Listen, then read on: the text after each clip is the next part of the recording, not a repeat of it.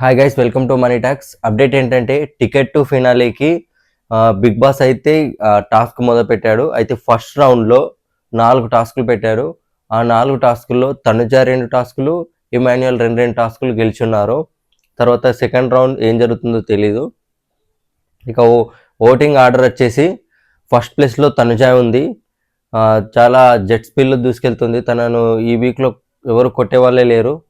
ఎందుకంటే last week Kalyan ఉండే కాబట్టి కళ్యాణ్ ఒకసారి తనని కిందికి పెట్టాడు. కానీ ఈ వీక్ మాత్రం తనని ఎవరు కిందికి పెట్టే ఛాన్సే లేదు. ఇక సెకండ్ ప్లేస్ వచ్చేసి డీమాన్ పవన్ ఉన్నాడు.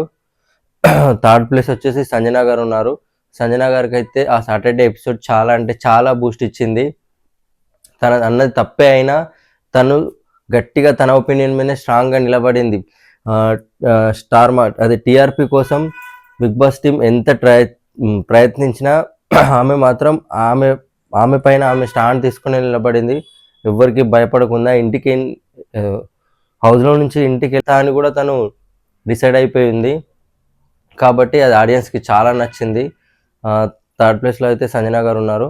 ఫోర్త్ ప్లేస్లో భరణి గారు ఉన్నారు. అండ్ ఫిఫ్త్ ప్లేస్లో రీతు అండ్ సిక్స్త్ ప్లేస్లో సుమన్ శెట్టి అన్న ఉన్నారు. ఈ వీక్ సుమన్ గారు వెళ్ళిపోయే ఛాన్సెస్ హై ఉన్నాయి. సుమన్ గారు ఫ్యాన్స్ ఉంటే ఎవరైనా ఓటు వేసుకోండి అతనికి.